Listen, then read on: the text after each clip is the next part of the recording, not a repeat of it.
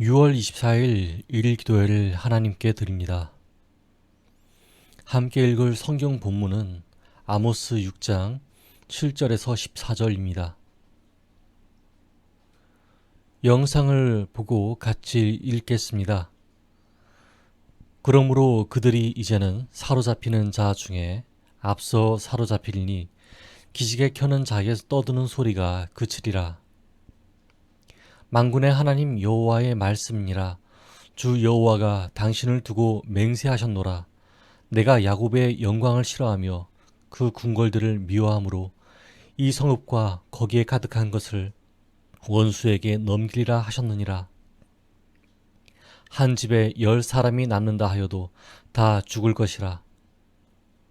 죽은 사람의 친척 곧 그 시체를 불사를 자가 그 뼈를 집 밖으로 가져갈 때 그 집 깊숙한 곳에 있는 자에게 묻기를 아직 더 있느냐 하면 대답하기를 없다 하리니 그가 또 말하기를 잠잠하라 우리가 여호와의 이름을 부르지 못할 것이라 하리라.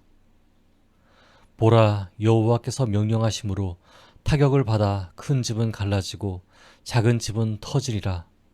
말들이 어찌 바위 위에서 달리겠으며 소가 어찌 거기서 밭 갈겠느냐. 그런데 너희는 정의를 쓸개로 바꾸며 공의의 열매를 쓴 쑥으로 바꾸며 허무한 것을 기뻐하며 이르기를 우리는 우리의 힘으로 뿔들을 취하지 아니하였느냐 한도다. 만군의 하나님 여호와의 말씀이니라. 이스라엘 족속아 내가 한 나라를 일으켜 너희를 치리니 그들이 하맛 어귀에서부터 아라바 시내까지 너희를 학대하리라 하셨느니라. 아멘. 오늘 우리의 예배와 기도를 받으시는 하나님을 뵙습니다. 말씀을 전할 때 하나님의 임재가 우리 가운데 있기를 바랍니다. 오늘은 어제에 이어 풍요 속에서 범한 죄악이라는 제목으로 말씀을 전하겠습니다. 오늘날 노동력 착취라는 말이 있습니다. 이는 정당한 월급을 주지 않고 당장의 목적을 위해서 과도하게 일을 시키는 행위를 말합니다. 그런데 이것이 과연 오늘만의 문제였을까요? 아닙니다. 이는 모든 세대와 모든 국가에 적용되는 말이었습니다. 충격적인 것은 하나님의 선택받은 백성인 남유다와 북이스라엘에서도 이런 일들이 수없이 일어났다는 점입니다. 아모스 시대에도 하나님께서는 남유다와 북이스라엘 백성 중에서 자신을 무시하는 이들을 오래 참으셨습니다. 그러나 그들은 도무지 돌아오지 않았지요.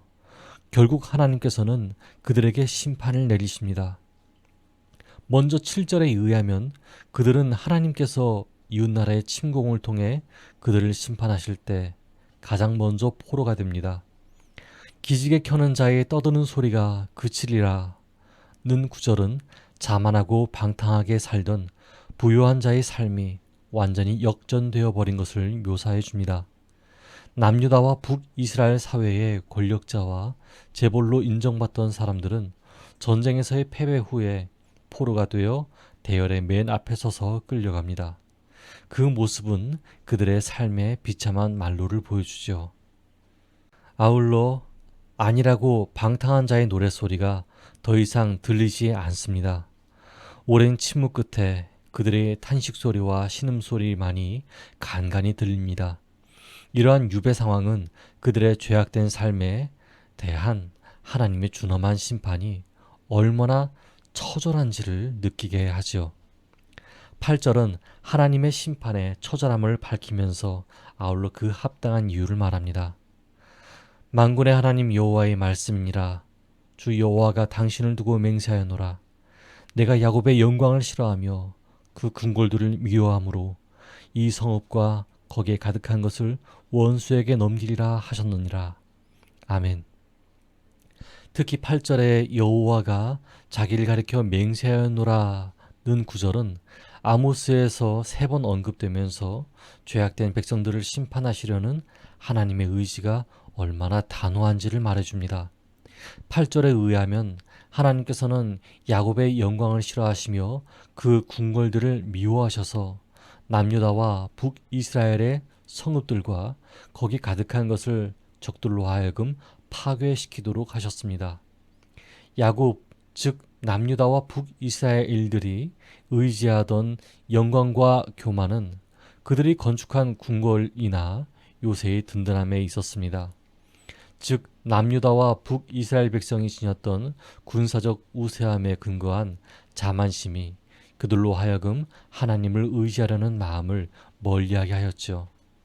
뿐만 아니라 소수의 가진 자들의 안전을 위해 건축된 궁궐들이 다수의 가난하고 힘없는 자들의 희생을 동반했다는 점을 고려할 때 하나님께서는 그것들을 미워하실 수밖에 없었습니다. 소수의 권력자들은 다수의 힘없는 백성들의 희생을 담보로 하여 굳건하게 건축된 궁궐 안에서 안락을 누릴 수 있다고 생각했습니다. 하지만 그것은 하나님의 생각과는 달랐습니다. 하나님께서는 이방의 적들을 부르셔서 그들의 죄악된 처소들을 산산이 부수도록 하시고 그들을 모두 죽이도록 하셨습니다. 한 집에 10사람이 남는다 하여도 다 죽을 것이라는 말은 누구에게 적용된 말일까요? 이는 가난하고 힘없는 자들을 희생하면서도 군사적 자만심을 지닌 채 하나님을 따르지 않는 자들에게 임하는 심판이 완전하고도 확실하다는 점을 강조합니다. 10절에서는 적들의 침략으로 수많은 가족과 친지들이 죽음을 맞이하였을 때 그들의 시신을 처리하던 자들이나 살아있는 자들이 서로 잠잠하라, 우리가 여호와의 이름을 일컫지 못할 것이라 고 속삭입니다. 이 말은 우리가 우리 죄 때문에 이런 일을 당했는데 어떻게 염치 없이 여호와 이름을 함부로 부르겠느냐는 말입니다. 이렇게 말하면서 더 이상의 재앙이 임하지 않기를 바라고 있죠. 이 시점에서 중요한 사실은 남유다와 북이스라엘 백성이 국가적 재난 속에서 드디어 하나님의 심판의 섭리를 깨닫고 하나님을 두려워하기 시작했다는 점입니다. 그들은 하나님께서 어떠한 방법을 동원하시든지 죄악된 백성을 반드시 심판하신다는 점을 드디어 깨달았죠. 다만 그들의 깨달음은 시기적으로 너무나 늦어버렸다는 데 있습니다. 여러분, 오늘날 우리 사회에는 우리 국민 모두의 마음을 고통스럽게 하는 크고 작은 사건들이 있습니다. 그 배후에는 항상 공법을 쓸개로 정의의 열매를 입에 넣고 싶지 않은 쑥으로 바꾸어 버린 악한 공무원이나 재벌들, 그리고 조직 폭력배들이 있죠. 아모스는 오늘날의 이런 점을 볼 때 하나님의 때에 아무리 그들이 징벌을 피하려고 한들 그들이 누리던 것들은 순식간에 없어져 버릴 것이라는 하나님의 말씀을 선포하고 있습니다. 그러나 우리 주변에 아직도 악행을 저지르는 이들을 보십시오.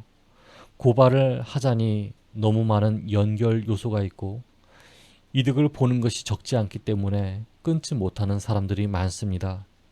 어떤 이들은 그런 체제에 속한 가족을 가지고 있기도 하고 어떤 이들은 그것이 하나의 권리라고 하여 지적하는 사람을 도리어 꾸짖기도 합니다.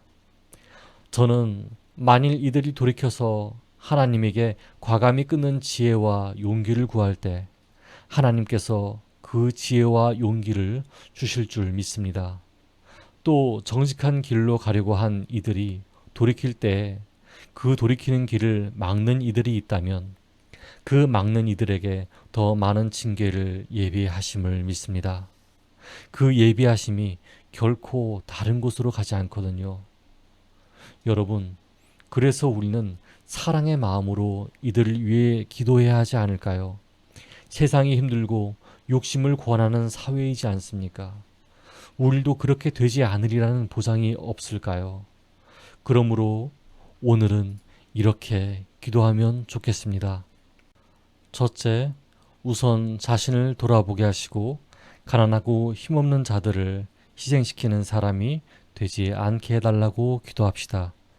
둘째, 사회 속에서 악을 끊지 못하는 이들이 하나님의 사랑을 느끼고 돌아올 수 있게 해달라고 기도합시다. 함께 기도하겠습니다.